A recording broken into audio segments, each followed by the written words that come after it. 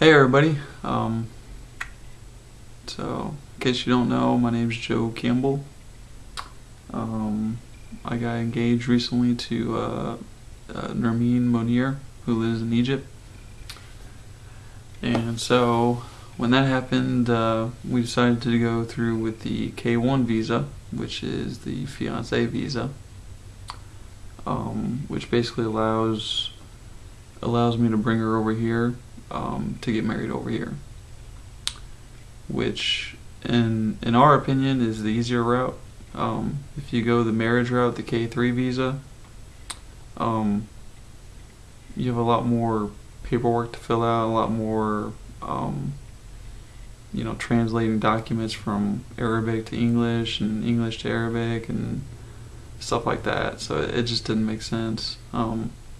Plus, I can get this paperwork going while she's still in school. So she'll be graduating here in July. So basically, what I did was I went to Walmart. I got like report binders. Pretty much, this is the cover letter and the forms. You have the cover letter, the I-129F, which you sign and date. You have the G325A for you and your fiance. Copy of your birth certificate. I also included my passport, just in case they prefer one or the other.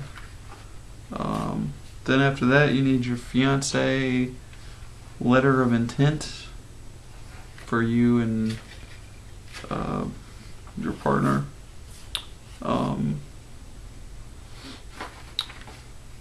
Then I also included, I don't know if you're aware, but in Egypt, the names are very different than here in the United States. So I included a letter explaining the differences. Like, for instance, my fiance's name is Nermeen.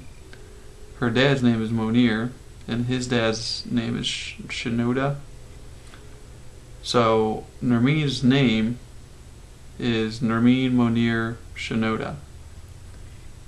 So technically there's no family last name. There's no, it's kind of hard to trace your family history with names. At least in my opinion. I guess they find their way easier. So basically, it kind of makes it hard to fill out forms based on the United States system, because technically she could have an infinite amount of names, well, not infinite, but it's not reasonable to list 25 names. So basically what we decided was just to use 3 names, and I also included the 4th name in this letter just in case. Some papers over there might have 4 names, I'm told. So I just wanted to include the 4th name just in case, so they don't think we're trying to fraud the system or try to hide information about her from. So I would highly recommend doing something like that, especially if you have naming convention differences between the 2 countries. I'm sure they're aware of it. You just kind of we just felt we wanted to just be absolutely clear about it, just in case. We didn't want to assume anything. So this whole packet of forms and whatnot isn't too much. It's only about maybe 10 pages, 10 to 12 pages. That's the easy part. What they don't tell you on these is all the proof you need. You are required to prove that you have met in the past 2 years. Okay? Then also, it's not required, it's optional, but you can also prove if you have an ongoing relationship. Now, what this will do, if you prove that you have an ongoing relationship with this packet eventually will make its way to the embassy Like in my case, this will make it to the embassy in Cairo in a brown envelope, I believe, according to according to visajourney.com, which is a really great site. If you have any questions, I highly recommend that. I mean, they got forums, they got guides, they got, timelines. I mean, everything. You don't need a lawyer with that site. That's pretty much the lawyer right there.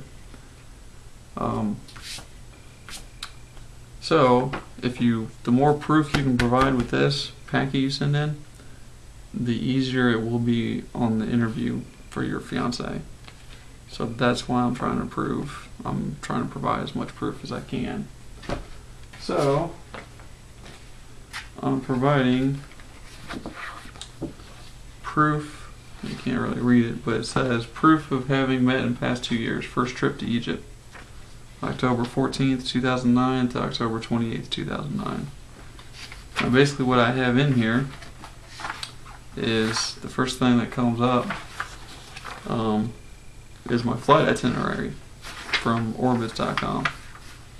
I'll show them, yeah, I really booked the flight. It shows my name on it, shows the date, shows all the dates, all the flights. Then I also include, and I would recommend keeping these, my boarding passes. These are copies, so copy of my boarding passes. Then I also included some receipts, the train ticket, Library of Alexandria, and some other receipts. I kind of highlight the dates just so they can, they don't have to, look through them. They can just be like, oh, okay, that's the date. That's what he's trying to show. Just more receipts. I mean, I photocopied anything I had I photocopied anything I had, and when I did photocopy it, I had like 4 copies made. So I'll show you all the other documents that I have too, all the extra copies. My hotel confirmation emails, the hotel bill when I made a call, and my passport stamps. So that's pretty much it. That's the first trip proof. It's not that much. It's I'd say maybe about 15 pages, 15, 20. So then we go on to the second trip, from February 12th, 2010 to February 23rd, 2010. Now I've pretty much included the same type of information, flight itinerary that I printed out, highlighting the dates, boarding passes. I even printed out a French receipt from the Paris airport, bank receipts,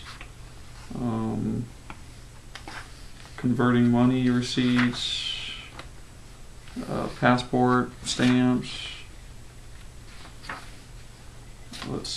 train tickets, or a train ticket, and the only boarding pass I had on the way back home that I kept. So that's the second trip.